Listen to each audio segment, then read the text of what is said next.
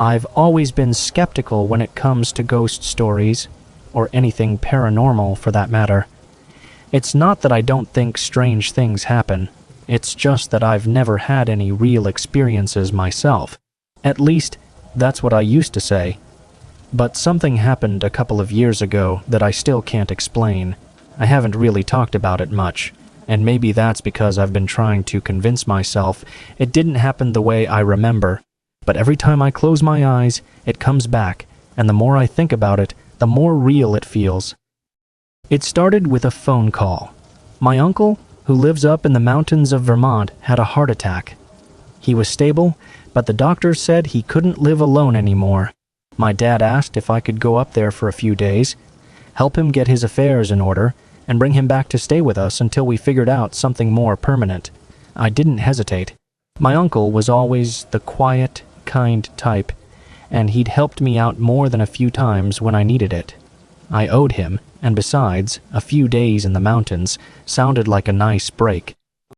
So, I packed up my car and drove the 5 hours to his house, which sat on a hill overlooking a dense forest. I'd been there plenty of times as a kid, weekends spent hiking, fishing, and just running around. It was remote, sure, but it never felt creepy, just peaceful, quiet.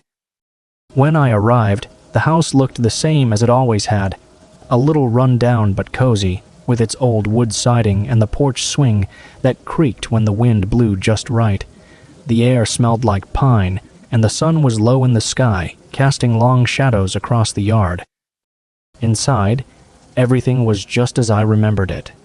The old furniture, the shelves lined with books, the fireplace that hadn't been used in ages. I dropped my bags in the guest room and checked my phone. No service. Typical for the area, but a little annoying. I figured I'd deal with that later. I had work to do. The first couple of days were uneventful. I went through my uncle's things, packing up what he wanted to bring back with him, sorting out the rest for storage or donation. I didn't mind the solitude. In fact, it was kind of nice. Just me, the quiet of the woods, and the occasional crackle from the old wooden floors. I found myself thinking that maybe, after all this was over, I'd come back here for a weekend by myself, just to clear my head. But on the third night, things started to get strange. It was around midnight, and I was in bed, half asleep. The house was quiet, no wind, no creaking, just silence, and then I heard it. A knock. At first I thought it was a dream, but then it came again. A slow, deliberate knock on the front door. I sat up, heart racing. Who would be knocking at this hour? I waited, hoping it would stop, but it didn't. Another knock, then another, each one louder than the last. "Who the hell is that?" I whispered to myself, swinging my legs out of bed. I crept down the stairs, every nerve in my body on edge. When I reached the front door, I hesitated. My hand hovered over the doorknob, but something in my gut told me not to open it. I wasn't scared exactly, but I felt off, uneasy. "Who's there?" I called out, trying to keep my voice steady. No answer. I waited a few seconds longer before turning around and heading back up the stairs, convincing myself it was probably just an animal brushing against the house. But the second I stepped into the hallway, the knock came again, louder this time, almost angry. I froze. The hair on the back of my neck stood up. This wasn't an animal. This was someone or something. I turned back toward the door, my heart pounding in my chest. I don't know what I was thinking, but I felt like I had to look. I had to see. Slowly, I walked back down the stairs, my feet barely making a sound on the old wooden floor. When I reached the door, I took a deep breath and peered through the peephole. There was nothing there. I let out a shaky breath, relieved, and laughed at myself. I was being ridiculous. It was probably just the house settling, or maybe a tree branch. I was about to turn away when something caught my eye. At the edge of the yard, just beyond the light from the porch, I saw a figure. It was hard to make out, just a shadow really, but it was there. Tall, thin. Standing perfectly still, my heart dropped into my stomach. "Who's there?" I called out again, louder this time. The figure didn't move. I stood there staring, waiting for something to happen. After what felt like an eternity, the figure turned and walked into the woods, disappearing into the darkness. I slammed the door shut, locked it, and backed away, my mind racing. What the hell was that? A person? An animal? I didn't know, but I wasn't about to stick around to find out. I grabbed my phone, hoping I could at least get a signal to call someone, but of course, nothing. No service. Just my luck. The next morning, I tried to convince myself it had all been a bad dream. I hadn't been sleeping well, the isolation was getting to me, and my imagination was running wild, but deep down, I knew what I saw, and I wasn't about to stick around for another night. I spent the day finishing up my work, packing up my uncle's things as fast as I could. By the time evening rolled around, I was ready to leave, but as I loaded the last box into the car, I felt that same unease creeping up on me, the same feeling I'd had the night before. I glanced toward the edge of the yard, half expecting to see the figure again, but there was nothing. Just the trees swaying gently in the breeze. I shook it off, telling myself I was just being paranoid, and headed inside to grab my bags. But as I reached the front door, I heard it again. The knock. This time, it was harder, more forceful, like someone was trying to break down the door. My heart raced, and I turned, looking through the window. But there was no one there, no figure, no shadow, just the trees. I backed away from the door, trying to steady my breathing. My mind was racing, every rational part of me screaming to get out of there, but I couldn't move. I was frozen. And then, the knock came again, louder, closer. I didn't wait to see what happened next. I grabbed my bags, ran out the back door, and didn't look back. As I drove away, I glanced in the rearview mirror, half expecting to see that figure standing in the yard, watching me leave. But there was nothing. Just the house, fading into the distance. For a while, I didn't talk about it. I told my dad I'd gotten everything packed up, and that my uncle's house was in good shape. I didn't mention the knocks, or the figure, or the overwhelming sense of dread I'd felt. But it stayed with me, gnawing at the back of my mind. About a month later, my dad went up to check on the house himself. I didn't tell him what had happened. I didn't want to freak him out, and honestly, I wasn't sure if I believed it myself, but when he came back, he looked different. I asked him how the trip was, and he just shrugged, said everything was fine, but he wouldn't look me in the eye. Later that night, after a few drinks, he finally told me. He'd heard it too, the knock, and when he opened the door, there was no one there, but he swore he saw something, just for a second, a shadow at the edge of the yard disappearing into the trees. We haven't talked about it since. I don't know what's out there, in those woods. I don't know what knocked on the door or why it followed us, but I do know one thing. I'm never going back to that house. And if you ever find yourself up in the mountains, alone in a cabin, and you hear a knock at the door, don't open it. Just don't. Because whatever it is, it's not there to visit.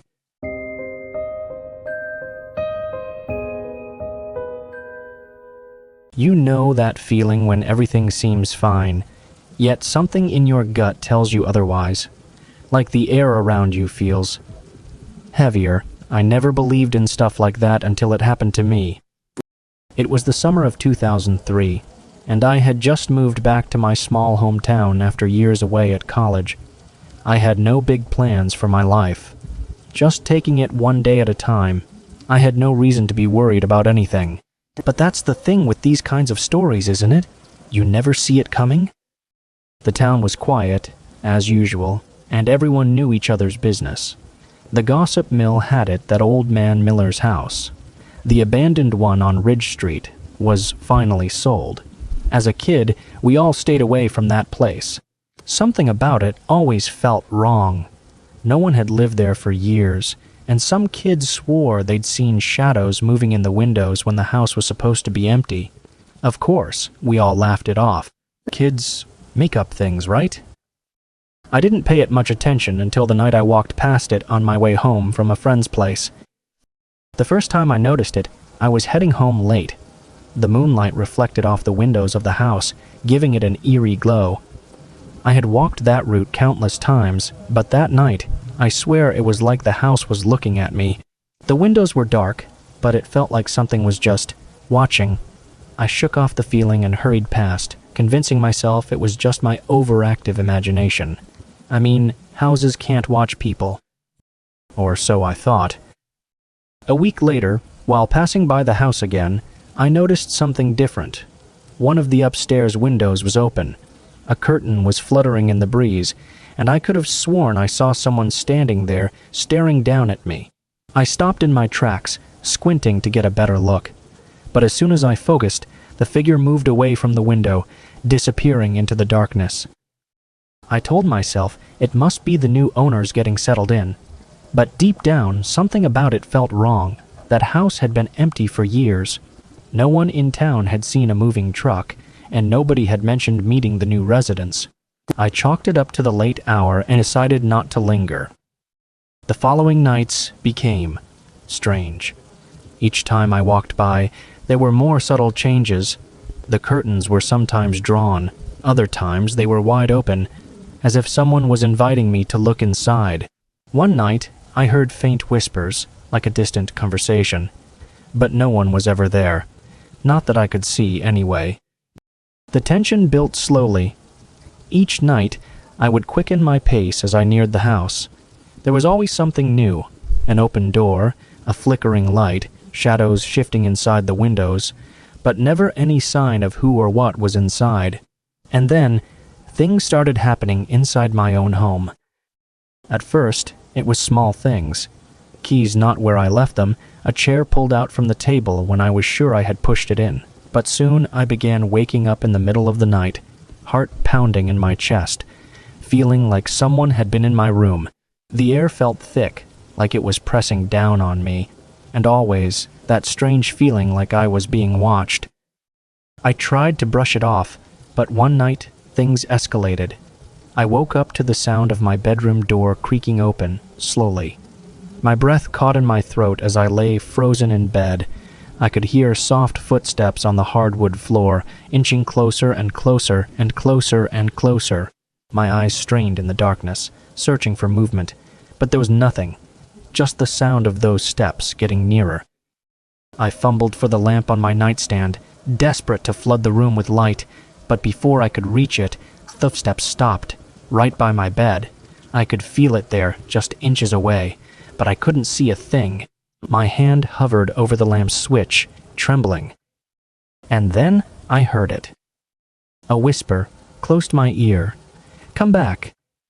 My heart nearly stopped. I jolted upright and flicked on the light, but there was nothing. Just an empty room. My door was wide open, though I knew I had locked it before going to bed. I didn't sleep for the rest of the night. I started avoiding walking past the house on Ridge Street. I couldn't shake the feeling that whatever was in that house had followed me. But even staying away didn't help. The whispers came more frequently, always when I was on the edge of sleep. "Come back." Sometimes they were faint, like they were coming from another room. Other times, they were right beside me, as if someone was leaning over my bed, speaking directly into my ear. I confided in a few friends, but they thought I was just stressed. No one took me seriously, and honestly, I began doubting my own sanity. I started spending more time out of the house, hoping that the distance would help, but the feeling never left. Then, one night, I made the mistake of returning to Ridge Street. It was a warm evening, and I had been out for a walk, trying to clear my head. Without thinking, I found myself standing in front of the old house again. The air was still, and everything was unnervingly quiet. That window, the one where I had seen the figure, was wide open, but this time, the curtains weren't moving. They hung still, like they were frozen in time. I don't know why, but I felt compelled to move closer. My heart raced as I stepped off the sidewalk and approached the front gate. The closer I got, the more my body screamed at me to turn around and leave, but I couldn't. It was like something was pulling me toward the house. I reached the front door, my hand trembling as I pushed it open. The hinges groaned, and a wave of cold air rushed out, chilling me to the bone.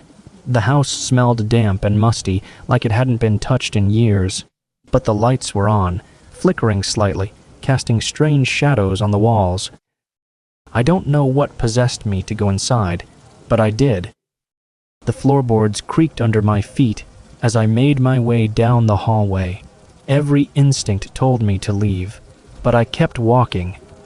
The house seemed larger on the inside, the shadows deeper, more oppressive. I could feel eyes on me, watching from every corner, but there was no one there. Then I heard it, the same voice, but this time it was clearer. "Come back!" It was coming from upstairs. My heart pounded in my chest as I ascended the stairs, each step feeling heavier than the last. The whisper grew louder with every step. When I reached the top, I saw it. The door to the room with the open window was ajar. The whisper came again, this time right from behind the door. "Come back." I pushed the door open, and what I saw made my blood run cold. The room was empty, except for an old, rotting chair in the corner. But there, standing by the window, was a figure. Its back was turned to me, its head slightly cocked to the side, as if listening. The air around it was thick, almost suffocating. I couldn't move, couldn't speak. I just stood there, paralyzed with fear. The figure slowly turned its head toward me, and I saw its face. Or rather, the absence of one. Where its face should have been, there was nothing but darkness, no eyes, no mouth, just a void. It raised a hand, pointing directly at me, and then, in a voice that wasn't a whisper anymore but a low, guttural growl, it said, "You shouldn't have come back." I ran. I don't know how I made it out of that house, but I did. My legs felt like they were moving on their own, carrying me away from whatever that thing was. I didn't stop running until I was miles away, breathless and drenched in sweat. I never went near Ridge Street again. But even now, years later, I still hear the whispers sometimes. Late at night, when everything is quiet, I can hear it, faint but unmistakable. "Come back!" And I know, deep down, that one day it will find me again.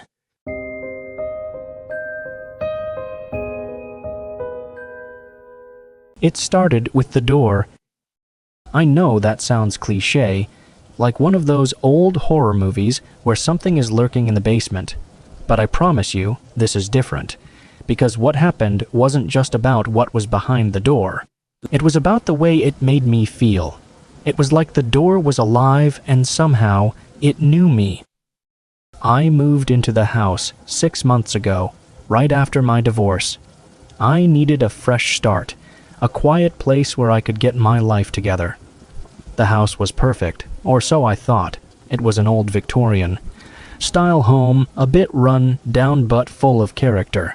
The kind of house you'd find in a cozy neighborhood with creaky floorboards and drafty windows, where the walls seemed to hold memories of the past. I was so focused on getting settled that I didn't think much of the basement. It wasn't unusual for houses that old to have a basement, but I noticed something strange about it right away. The door was heavy, thicker than any other door in the house, and the lock, it was an old-fashioned bolt, like something you'd use to keep something inside, not outside. For the first few weeks, I didn't touch it. I didn't even think about it. I had enough to deal with, unpacking, adjusting to my new job, trying to figure out what my life looked like as a single guy again. But late at night, when the house was quiet, I would find myself listening to the creaks and groans of the house, trying to convince myself they were just normal house noises. Except, every now and then, I'd hear something different. It was faint at first, barely a sound at all, like something brushing against the walls beneath me. At first, I thought it was just the wind, or maybe a raccoon that had found its way into the crawl space. But it wasn't the wind, and there was no crawl space. One night, around 2 a.m., I was lying in bed, unable to sleep. The house was dead silent, except for that noise.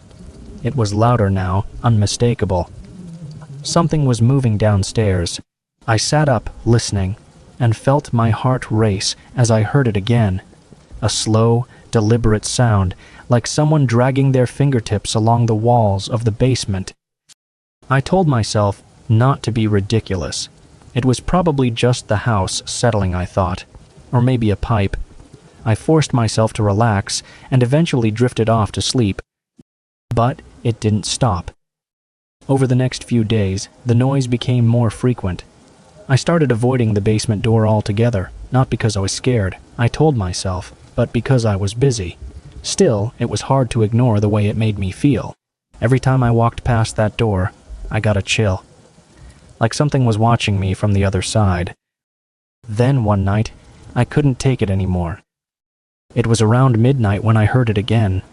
This time, it wasn't just a faint noise. It was louder, like something was pressing up against the other side of the door, scratching at the wood. My heart pounded in my chest, and before I knew what I was doing, I was standing in front of the basement door, hand hovering over the lock. I hesitated. For a moment, I considered walking away, going back to bed, pretending like I hadn't heard anything at all. But my curiosity, or maybe my stupidity, got the better of me. I unlocked the door. As soon as the bolt slid back, I felt the temperature drop. A gust of cold air hit me in the face, making the hair on the back of my neck stand up.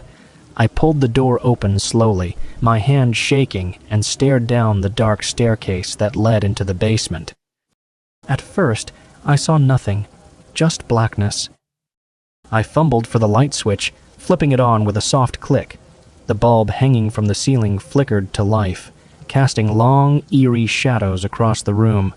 The basement was empty, just a few boxes and an old washer and dryer. There was no sign of anything unusual, no signs of anyone or anything having been down there. I let out a shaky breath, relieved. It was nothing. My mind was playing tricks on me. I laughed at myself, embarrassed that I had been so paranoid. But just as I was about to close the door, I heard it. A whisper. A whisper. It was faint, almost too quiet to hear, but it was there. A voice, low and rasping, coming from somewhere in the basement. Help me. I froze. My blood turned to ice as I strained to listen. Help me. The voice was clearer now, like someone was standing just at the edge of the light, hidden in the shadows. It sounded desperate, pleading. I stood there, heart racing, unsure of what to do. Every instinct in my body screamed at me to run, to lock the door and never go down there again. But something kept me there, rooted to the spot. Please, help me. Against my better judgment, I stepped onto the first stair, the wood creaking under my weight. The air was thick, oppressive, and I felt like I was suffocating as I descended the stairs, one by one. The light from the bulb overhead grew dimmer the farther I went, until I was standing at the bottom, surrounded by darkness. "Where are you?" I whispered, my voice shaking. For a moment, there was nothing, just silence. Then, the voice came again, closer this time, so close I could feel the breath on the back of my neck. "I'm here." I spun around, my heart pounding so hard I thought it might burst out of my chest, but there was no one there, just the empty basement. I backed away, my hand searching for the railing, when I felt something brush against my arm. I gasped, stumbling back into the wall, my eyes darting around the room, but there was nothing, no one. The whisper came again, louder, more insistent. "Help me!" I ran. I bolted up the stairs, slamming the door shut behind me and locking it. My heart was racing, my skin slick with sweat. I leaned against the door, trying to catch my breath, my mind racing. I didn't know what I had just heard, but I knew one thing for sure. I wasn't going back down there. The next few days were a blur. I couldn't sleep, couldn't focus on anything other than that voice. I tried to convince myself that I had imagined it, that it was just my mind playing tricks on me. But no matter how hard I tried, I couldn't shake the feeling that someone, was down there, waiting for me. And then, things got worse. One night, I woke up to the sound of my bedroom door creaking open. At first, I thought I was dreaming. But when I opened my eyes, I saw the door was wide open, and the air in the room was ice cold. I sat up, my heart racing, and that's when I heard it again. The whisper. "Help me." It was coming from inside my room. I scrambled out of bed, turning on every light in the house, but there was no one there. I was alone. Or at least, I thought I was. The whispers continued night after night, growing louder, more desperate. I could feel it, whatever it was, getting closer. It wasn't just in the basement anymore. It was everywhere. In the walls, in the floors, in the air around me. I could feel it watching me, waiting for me to make a move. And then, one night, it happened. I woke up in the middle of the night to find the basement door wide open. The lock had been broken, the bolt twisted and bent. I stood there, staring at the open door, my heart pounding in my chest. I knew I shouldn't go down there. I knew something was waiting for me, but I couldn't help myself. I grabbed a flashlight and slowly made my way down the stairs, my footsteps echoing in the silence. The air was colder than before, and the light from my flashlight barely pierced the darkness. I reached the bottom of the stairs and swept the beam of light across the room. At first, I didn't see anything, just the same old boxes and appliances. But then, in the far corner of the room, something moved. I froze, my breath catching in my throat. The flashlight flickered, and for a split second I saw it. A figure huddled in the corner, its face hidden in shadow. "Help me," it whispered. I took a step closer, my legs shaking. Who are you?" I stammered, my voice barely above a whisper. The figure didn't move. It just sat there, rocking back and forth, its voice growing softer, more broken. "Please, help me." I took another step, raising the flashlight higher, and that's when I saw it. The figure wasn't human. It was something else, something twisted and wrong. Its skin was pale and stretched tight over its bones, its limbs long and unnatural.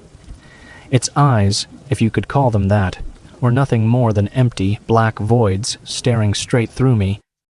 I stumbled back, dropping the flashlight, and the basement was plunged into darkness. The last thing I heard before I ran was the sound of that voice echoing in the blackness. "Help me." I don't know how I made it out of the house. I don't remember driving away or where I went. All I know is that I never went back. I couldn't. The house was sold a few months later, but I never heard what happened to the new owners. I don't want to know. Because sometimes, late at night, when I'm lying in bed, I can still hear it. "Help me." And I know one day it will find me again.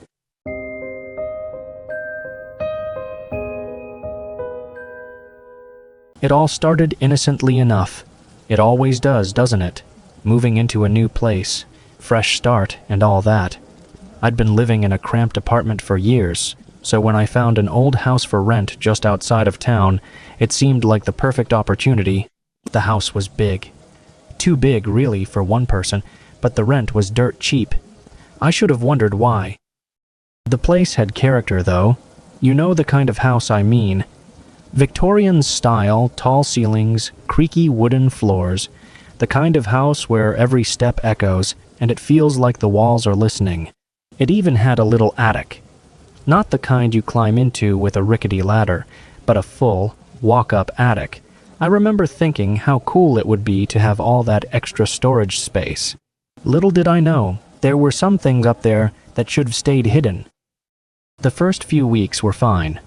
I spent my time getting the house set up, unpacking boxes, and settling in. I even thought about fixing the place up a little. It had this eerie charm to it, like something from a black and white movie, but the paint was peeling and the windows rattled in the wind. Still, it felt like a project worth taking on, a new beginning. It was on a quiet, rainy afternoon when I first went up to the attic. I had been hearing noises from up there for days, little creaks and thuds, like something was moving around. I chalked it up to the house settling, or maybe squirrels or raccoons making a home in the walls. But the noises didn't stop. They seemed to grow louder, more insistent, like something was trying to get my attention. Eventually, I couldn't take it anymore. I grabbed a flashlight and headed up the narrow stairs. The air was colder up there, even though the attic was fully enclosed. The light from the single bulb hanging from the ceiling barely reached the corners, leaving most of the space in shadow. Old boxes were stacked here and there, filled with stuff left behind by previous tenants, I assumed. Dust coated everything in a thick layer, and cobwebs clung to the beams overhead. But something else caught my eye. At the far end of the attic, half covered by a moth-eaten sheet, was a tall, ornate mirror. It looked out of place. The mirror's frame was intricate, carved with strange symbols I didn't recognize, and it was polished to an unnatural sheen, considering how dusty everything else was. It didn't belong up here. At least, not with the rest of the junk. There was something about it that made my skin prickle, but I couldn't look away. I walked over, brushing the dust off the surface and uncovering it completely. As I stared at my reflection, I felt off. The room behind me looked the same in the mirror, dark, cluttered, full of shadows, but my reflection didn't. Something about it wasn't quite right. My face looked distorted, almost as if I was staring at myself from a different angle, even though I was standing directly in front of the glass. I stepped back, uneasy, but I couldn't shake the feeling that I was being watched. Not just by my reflection, but by something else. Something in the mirror. That night, I had the first nightmare. In the dream, I was standing in the attic, staring at the mirror.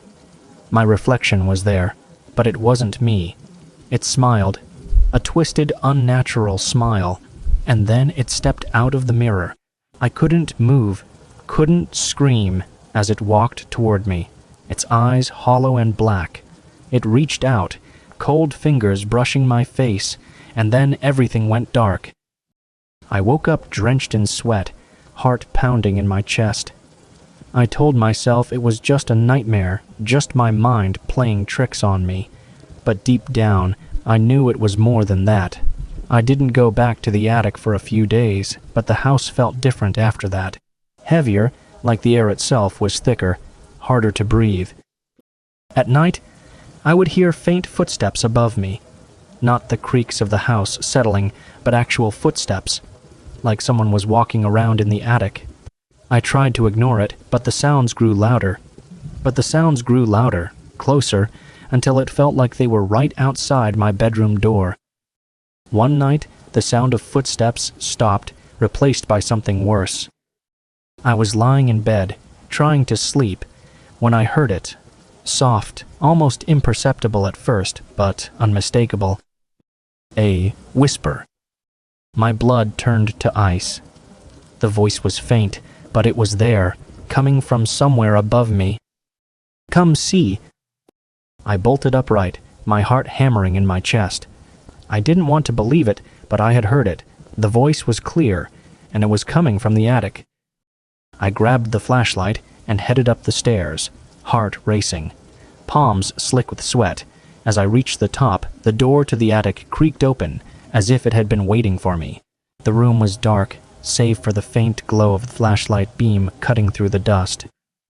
And there, at the far end of the attic, the mirror stood. My reflection was already in it, staring back at me, even though I hadn't stepped in front of it yet. I froze, my throat tightening with fear. My reflection smiled, a slow, malicious grin that sent a chill down my spine. I couldn't move. I couldn't breathe. "Come closer," the whisper echoed, louder this time, but not from the attic. My reflection raised its hand, beckoning me forward. And, like an idiot, I obeyed.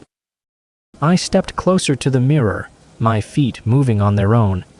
My reflection's grin widened, and as I reached the glass, something changed. The air around me felt heavier, oppressive. My reflection began to shift, its features warping and twisting into something that wasn't me. The smile stretched impossibly wide, eyes darkening into two black voids. "Let me out," it whispered, but the words didn't come from its mouth. They came from behind me. I whipped around, but there was nothing there. Just the attic, silent and still. My skin crawled as I turned back to the mirror, my reflection no longer smiling. Instead, it stared at me, its expression cold and hateful. And then, it stepped forward. I screamed, stumbling back as the figure in the mirror pressed against the glass, its hand reaching through the surface as if the mirror was made of water. Its fingers, long and twisted, stretched toward me, and I did the only thing I could think of. I ran. I bolted down the stairs, slamming the attic door behind me and locking it. My heart was pounding in my chest, my hands trembling. I didn't sleep that night. I couldn't. Every time I closed my eyes, I saw that twisted reflection, those hollow black eyes staring at me. The next day, I called a locksmith and had the attic door sealed shut. I didn't care about the mirror, didn't care about the house anymore. I just wanted to forget about it. But the house wouldn't let me. The footsteps continued. Louder now, as if something was pacing back and forth in the attic, trying to get out. The whispers, too. Every night I heard them. Faint at first, but then growing louder, more insistent. Let me out. I couldn't take it anymore. I packed a bag and left. I didn't even lock the front door behind me. I just got in my car and drove, not caring where I went as long as it was far away from that house.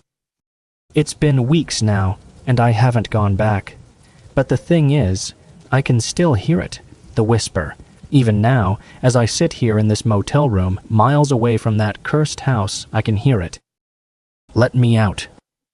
It's louder tonight, closer. I don't think I'll be able to run this time.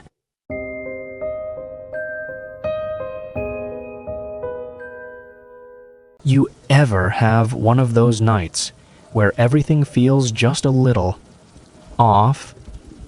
Not quite wrong, but not quite wrong, but not quite right either. That's where it all started for me. I was never one to believe in the paranormal. Ghost stories, creepy urban legends, all of that. I figured it was just a way for people to scare themselves, to feel something different from their mundane lives. But what happened to me last year? Yeah, it changed that. It was the beginning of December, the kind of cold that bites through your jacket and leaves your face numb. I had just moved back to the town where I grew up, not for any sentimental reason, but because life had beaten me down, and I needed to retreat somewhere familiar. It was the kind of small town that always felt like it was stuck in time, the kind where everyone knows everyone, and not much ever really happens. I found a cheap place to rent. A small, 2-story house at the edge of town, near the woods. It wasn't anything special, but it was enough for me. Quiet, isolated. I figured I could use the peace. The house had a kind of charm to it. Old hardwood floors, a fireplace that barely worked, and windows that rattled when the wind picked up. It felt worn, but not in a bad way. Just lived in. The first few nights were normal. I'd make myself some tea, sit by the window, and watch the trees sway in the wind. I didn't have much else to do. It was almost too quiet out there.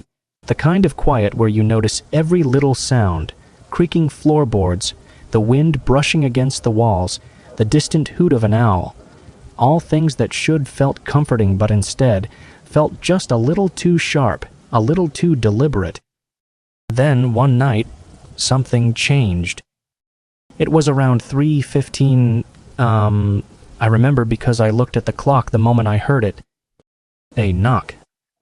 Just a single, firm knock at the door. I jolted awake, my heart pounding. I wasn't expecting anyone, and who the hell would be knocking on my door in the middle of the night? I sat up listening, straining to hear anything else. The house was silent, the kind of silence that presses down on you, making the air feel heavier. I waited, but there was nothing more. No footsteps, no voices, just that single knock still echoing in my mind. I convinced myself it was a dream. Maybe I hadn't even heard it. I mean, weird things happen when you're half asleep, right? Still, I was rattled. I didn't sleep much after that. Just lay there staring at the ceiling, waiting for another sound. The next morning, everything seemed fine. The day passed uneventfully, and by the time night rolled around, I had almost forgotten about the knock. But something about the air felt different that night, heavier. I went to bed, telling myself that I needed sleep, that I was just being paranoid, but then, like clockwork, it happened again. 3:15 a.m. Knock. This time, I was wide awake. I shot up in bed, my heart racing. There was no mistaking it now. Someone was knocking at my door in the dead of night, but why? And who? I threw on a hoodie and grabbed my phone, the light from the screen casting an eerie glow across the room. Slowly, I made my way to the front door, my pulse pounding in my ears. I could barely breathe, a knot forming in the pit of my stomach. I reached the door, hesitated for a moment, and then pressed my eye to the peephole. Nothing. There was no one there. I felt a wave of cold air sweep over me, and I shivered. My hand hovered over the doorknob, and against all better judgment, I unlocked the door and pulled it open. Nothing but the freezing wind and the sound of the trees rustling in the dark. I stepped out onto the porch, looking left and right, but the street was empty. No footprints in the snow, no signs that anyone had been there. Just the lingering echo of that knock. I didn't sleep at all that night. The next day, I asked my neighbor, an old man who'd lived in the town for as long as anyone could remember, if he had heard anything. He gave me a strange look, one I couldn't quite read, and then shook his head. "You're living in the old Miller house, right?" he asked, his voice low and gruff. "Yeah," I replied, curious about the shift in his tone. "Why?" He paused, his eyes narrowing slightly. "Ain't nobody been living in that house for a long time. At least not without things happening." I frowned. "What do you mean?" He gave me a look that was both pitying and filled with warning. "You'll figure it out soon enough. Just don't open the door." With that cryptic message, he turned and walked away, leaving me standing there, more confused than before. I spent the rest of the day on edge, my mind racing with possibilities. Had the house's previous owners experienced the same thing? Was there something more to that knock than just some late-night prank? That night, I couldn't relax. I paced around the house, checking the windows, making sure the doors were locked. I even tried to stay up past 3:15, but somewhere around 2:45 exhaustion took over, and I drifted off. And then, just like before, it happened. 3:15 a.m. Knock. This time, I didn't get up. I didn't go to the door. I just lay there, my entire body tense, listening. It was like the air had been sucked out of the room. Every second felt like an hour. And then... knock. It was louder this time. Closer. I held my breath, squeezing my eyes shut, trying to convince myself it wasn't happening, but it was. Knock. My heart pounded in my chest. I could feel the presence of something, someone, just outside my door. It was waiting for me to open it. It wanted me to open it. The next morning, I was a wreck. I hadn't slept, hadn't eaten. All I could think about was the knock. I started to dread the nights, knowing that as soon as the clock hit 3:15, it would happen again. And it did. Every night. Without fail. By the end of the week, I was losing it. I couldn't think straight, couldn't focus on anything but that damn knock. I even tried leaving the house at night, staying at a motel a few towns over. But even there, at exactly 3:15, I heard it. Knock. It followed me. I went back to the old man, desperate for answers. "What do I do?" I asked, my voice barely a whisper. "I can't take it anymore." He looked at me for a long moment, then sighed. "It's the house. Or rather, what's in the house. It's been waitin' for someone to come along and let it out." "Let it out?" I asked, confused. He nodded. "That knock. It's not trying to get in. It's trying to get out." I felt a chill run down my spine. "What? What is it?" He didn't answer, just turned and walked away, leaving me standing there, more terrified than ever. That night, I barricaded the door. I put furniture in front of it, nailed it shut, anything to keep that knock from reaching me. But deep down, I knew it wouldn't matter. Whatever was knocking didn't need the door. It just needed me to hear it. And right on cue, 3:15 am came. Knock. I stayed in bed, blankets pulled up to my chin, trying to block it out. Knock.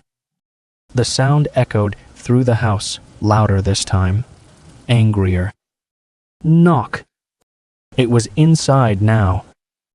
I could hear it, footsteps dragging across the floor, coming closer and closer to my bedroom. I squeezed my eyes shut, my breath coming in short, panicked gasps. The air grew colder, the presence more oppressive. The air grew colder, the presence more oppressive. And then, just outside my bedroom door, knock. I couldn't move, couldn't scream. It was right there. The door creaked open. I don't remember what happened next. I must have blacked out because when I woke up, it was morning and the house was eerily quiet. Everything seemed normal. Normal. The door to the attic, though, it was ajar. I don't live in that house anymore. I left the next day, packed up everything I could carry, and never looked back. But sometimes late at night, even now, when everything is still and the world is quiet, I swear I hear it. Knock. 3:15 am. And I know, still waiting.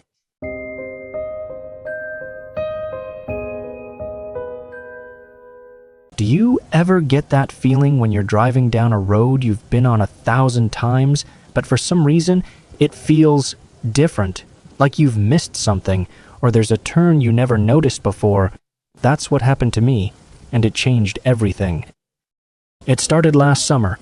I had just moved back to my hometown after spending a few years away for work. I'd been restless for a while. City life didn't suit me, and I was itching for the kind of quiet that only small towns can offer. So I packed up, rented a little house near the woods, and figured I'd settle in. The town hadn't changed much since I left. It was one of those places where everyone knew your name, where the local diner still served the same greasy pancakes, and the bar stools at Tony's were worn in by decades of the same regulars. It felt familiar, comfortable, safe. But then, one evening, something strange happened. I was driving home from a late dinner at Tony's. It was a route I knew well, Old Mill Road, winding through the outskirts of town, with thick trees lining the road on either side. I could probably drive it blindfolded. I knew it so well. But that night, something caught my eye. There was a turn. A small, unmarked dirt road, barely visible through the trees. I swear it had never been there before. I'd driven this road so many times I knew every bump and curve, but there it was, clear as day, like it had always been there. I should have kept driving. But you know how curiosity is. It nags at you, tugs at the edges of your mind until you have to see for yourself. So I turned. The dirt road was narrow, the trees closing in on either side. My headlights barely pierced the darkness ahead, and the deeper I drove, the more unsettled I felt. The air felt thicker here, like it was pressing in on me, and the trees seemed to lean in, their branches clawing at the sky. I must have driven for about 15 minutes, though it felt longer. The road twisted and turned in ways that didn't make sense. I was about to turn around when I saw it. A house. It was an old, 2-story farmhouse, its paint peeling and windows dark. It stood at the end of the road, surrounded by overgrown grass and weeds, as if it had been forgotten by time. I pulled up in front of it, the crunch of gravel under my tires the only sound in the oppressive silence. There was something wrong about the house. It looked abandoned, but it didn't feel abandoned. It felt like it was waiting. I can't explain it, but the air around it buzzed with an unnatural stillness. I got out of the car, my curiosity still stronger than my growing unease. The air was cool, the smell of damp earth hanging heavy in the air. As I walked toward the house, the wind picked up, rustling the trees around me, and I swear I heard something whisper my name. I froze, my heart pounding in my chest. The wind died down, and the whispering stopped, but the feeling of being watched didn't. I stood there for what felt like an eternity, staring at the house. My hand reached for the doorknob without me realizing it, like I was being pulled forward by some invisible force. The door creaked open with a long, low groan, revealing a dark hallway. The smell hit me first. Stale, musty, like the air hadn't moved in years. Dust particles floated through the narrow beam of my flashlight, and the floorboards creaked under my weight as I stepped inside. The hallway led to what looked like a living room. The furniture draped in dusty sheets. Everything was old, untouched. It was like the house had been frozen in time, waiting for someone to disturb it. But what really caught my attention was the painting. It hung above the fireplace, a massive oil painting of a man. His face was sharp, with piercing eyes that seemed to follow me wherever I moved. He wore a suit, old-fashioned and formal, and his expression was cold, almost disapproving. I couldn't tear my eyes away from him. There was something about his gaze, something unsettling, like he knew something I didn't. And then the lights flickered.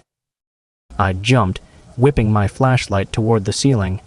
The old chandelier hanging in the living room had come to life, casting a dim, flickering glow over the room. But that wasn't possible. The house had looked abandoned. There shouldn't have been any electricity. My heart was racing now, my breath coming in shallow gasps. I turned to leave, but the door slammed shut behind me with a deafening bang. I froze, my mind racing. Maybe it was the wind. The sound of footsteps echoed through the house. I whipped around, shining my flashlight into the darkness, but there was no one there. Just the sound of slow, deliberate footsteps moving toward me. My skin prickled with fear, and I backed up, my flashlight trembling in my hand. The footsteps stopped, and for a moment the house was silent again. Then I heard it. A whisper. It was faint, barely audible, but it was there, my name. Jack. I bolted for the door, my hands fumbling with the knob.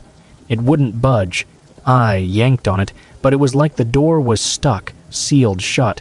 My pulse thundered in my ears, panic rising in my ears, panic rising in my chest as I pounded on the door, desperate to get out. The footsteps started again, closer this time. I could hear them coming from behind me, slow and steady, like whoever, or whatever, was taking its time. I didn't dare look back. Finally, the door gave way, and I stumbled out into the night, my heart hammering in my chest. I ran to my car, my hands shaking as I fumbled with the keys, finally jamming them into the ignition. The engine roared to life, and I tore down the dirt road, not daring to look back at the house. When I got home, I locked every door and window, but sleep didn't come. I kept hearing the whisper, my name echoing in the silence of my room.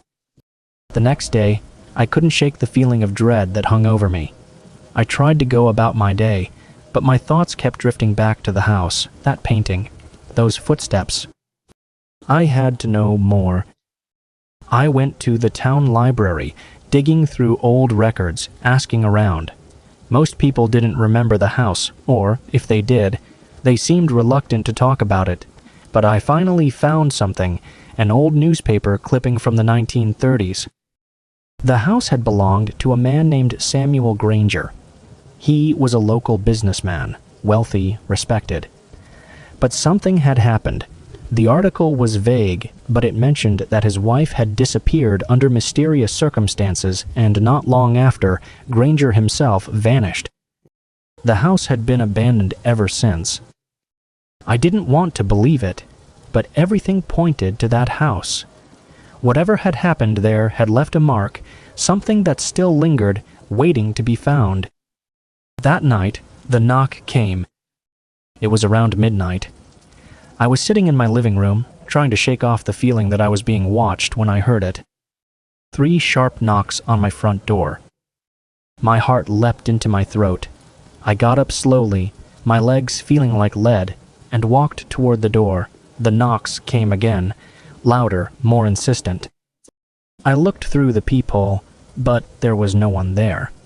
Just the empty street, bathed in the pale light of the street lamps. I opened the door, and there it was. The painting. The same one from the house, with the same cold, piercing eyes staring back at me. I slammed the door shut, my mind racing. How had it gotten here? Who had brought it? I didn't sleep that night. The following days were worse. Every night, I'd hear the knocks. Every night, I'd find something from that house. First, it was the painting. Then, an old, dusty book appeared on my kitchen table, one I had seen in the house's library. The night after that, I found a chair, an antique wooden chair that had been in the living room. It was like the house was coming to me, piece by piece. And then one night, the knocks stopped. Instead, I heard footsteps.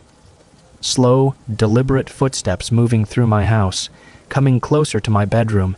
I locked the door, hiding under the covers like a child, but the footsteps didn't stop. They stopped right outside my door. And then I heard it. That same whisper, soft and cold, saying my name. Jack. I don't know how much longer I can stay here. I don't know what's coming for me, but I can feel it. The house isn't done with me. The house isn't done with me. It's pulling me back, dragging me into whatever nightmare it holds. I don't know what I'll find when I go back, but I know one thing for sure. I can't escape it.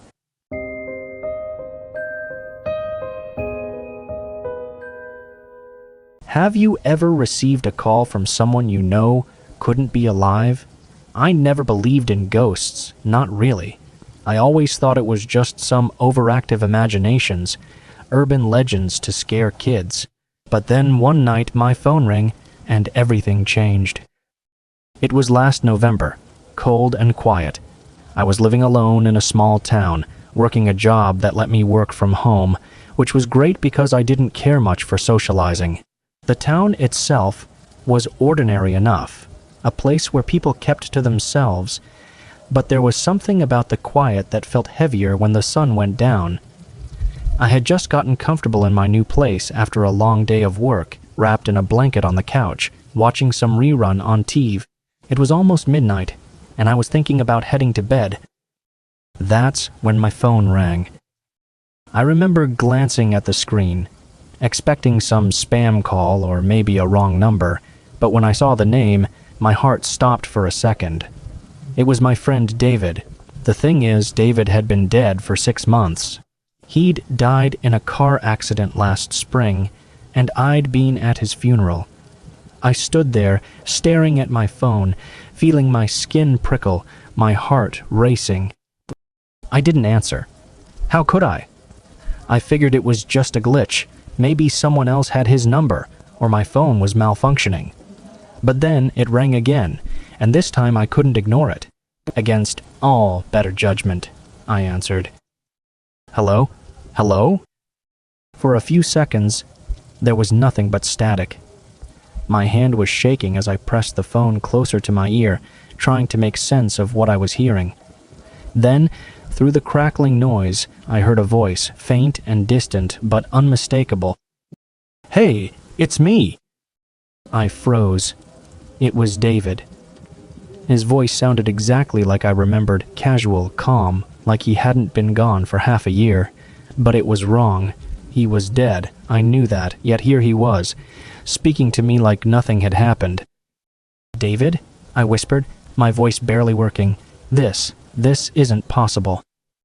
There was a pause, more static. Then he spoke again. "I need your help." Those words sent a chill down my spine. I didn't know what to say. My mind was racing, trying to make sense of what was happening. Was it some kind of sick joke? Someone pretending to be him? "What are you talking about?" I managed to stammer. "David, you're gone." He didn't respond right away. There was a long stretch of static, and I was about to hang up when he spoke again, this time sounding more urgent. "I don't have much time. Please, come to the place where we used to meet." My heart was pounding in my chest. I knew the place he was talking about. When we were younger, Dave and I used to hang out at an old park just outside of town. It was a place no one really went to anymore, overgrown and abandoned. We'd go there late at night, sit on the swings, and talk about life, plans, everything. It was our spot.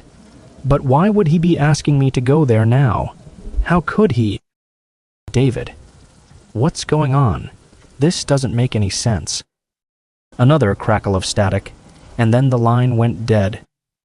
I stared at the phone, still clutching it to my ear, as if expecting him to come back. My body was trembling. I wanted to believe it was some kind of sick prank, but deep down, I knew better. That was his voice. I hadn't heard it in months, but I would never forget it. And there was something in the way he spoke that made my skin crawl. He wasn't just calling to chat. He needed something, and the urgency in his voice made it clear it wasn't something I could ignore. For a while, I sat there, debating whether or not to do anything. Common sense told me to stay put, to brush it off as some strange coincidence or a glitch, but something about that call, it tugged at me. Against every rational thought, I grabbed my jacket and keys and headed out the door. The drive to the park was eerie. The roads were empty, the trees on either side of the highway casting long shadows under the pale moonlight. The further I drove, the more isolated I felt. It was as if the world around me was getting quieter, darker. By the time I reached the park, I was on edge. I parked my car just outside the entrance, the familiar wooden sign half rotted and covered in moss. The place looked even more abandoned than I remembered, the swings creaking in the wind, the old picnic tables worn and splintered. I felt a deep sense of unease as I stepped out of the car, the cold night air biting at my skin. For a moment, I stood there, wondering if I'd lost my mind. Maybe I had dreamed the call, or maybe grief was messing with my head. But as I stood there, the wind carrying a faint whisper through the trees, I heard it again. "Come closer." It was his voice, low but clear enough that I knew it wasn't just the wind. My heart was hammering in my chest, but I couldn't ignore it. I followed the path toward the swings, the sound of my footsteps muffled by the overgrown grass. The whole park felt wrong, like it was holding its breath, waiting for something. When I reached the swings, I stopped. The swings swayed gently in the breeze, their chains creaking softly. And then I saw it. A figure, sitting on the swing, head down, the faint outline of a man in the dark. "David?" I called out, my voice shaking. The figure didn't move at first, but after a moment, it lifted its head. My breath caught in my throat as I stared at him. It was David, but something was off. His skin was pale, too pale, and his eyes were dark, almost black, like the light had been drained from them. He looked at me, his expression blank, his lips barely moving as he spoke. "I need you to help me." I took a step back, my heart racing. This wasn't real. It couldn't be. "What?" What do you need? I asked, my voice barely a whisper. He stood up slowly, the swing creaking as he did.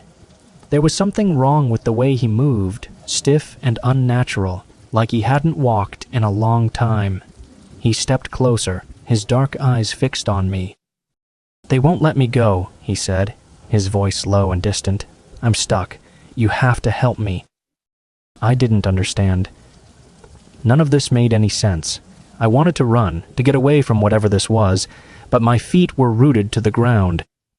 "Who won't let you go?" I asked, my voice trembling. He didn't answer.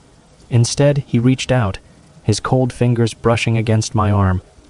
I flinched at the touch, my skin crawling as a wave of cold washed over me. "You need to come with me," he said. "It's the only way." I shook my head, taking another step back. No, David, this isn't right. You're not supposed to be here." He stared at me, his dark eyes narrowing slightly. "You don't understand. I need you to come with me, now." My heart was racing, my mind screaming at me to leave, but I couldn't move. It was like I was caught in some kind of trance, his voice pulling me in. I took a shaky breath, trying to make sense of what was happening, but nothing about this was normal. Suddenly, the wind picked up, howling through the trees, and the air around us seemed to grow colder. I could feel the pressure in the air shifting, like something was closing in on me. And then I saw them, shadows, moving between the trees, circling us. They were faint at first, barely visible in the darkness, but as they moved closer, I could see them more clearly. Figures, dark and formless, shifting in and out of the shadows like smoke. They surrounded us, their presence heavy and suffocating. I felt a wave of panic rise in my chest as they closed in, their dark forms flickering like they were barely there, and yet somehow more real than anything I'd ever seen. David turned to face them, his expression still blank, as if he was expecting this. "They're here," he said quietly. "They don't want to let me go." My body was trembling, my breath coming in short, panicked gasps. I wanted to scream, to run, but I couldn't move. The shadows grew closer, their dark forms circling us like predators. I could feel their eyes on me, though I couldn't see their faces. And then one of them spoke, a voice, low and guttural, echoing through the night. "He belongs to us." The words sent a chill down my spine. I didn't know what they meant, but I knew I didn't want to find out. I tried to move, but it was like the air around me had turned solid, trapping me in place. David turned back to me, his dark eyes pleading, "Please, you have to help me." But I didn't know how. I didn't know what to do. My mind was racing, my heart pounding in my chest as the shadows closed in, their presence overwhelming.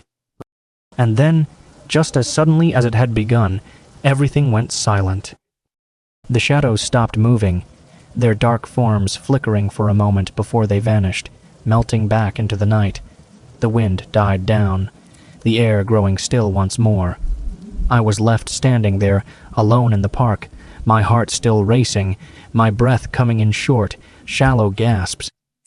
David was gone.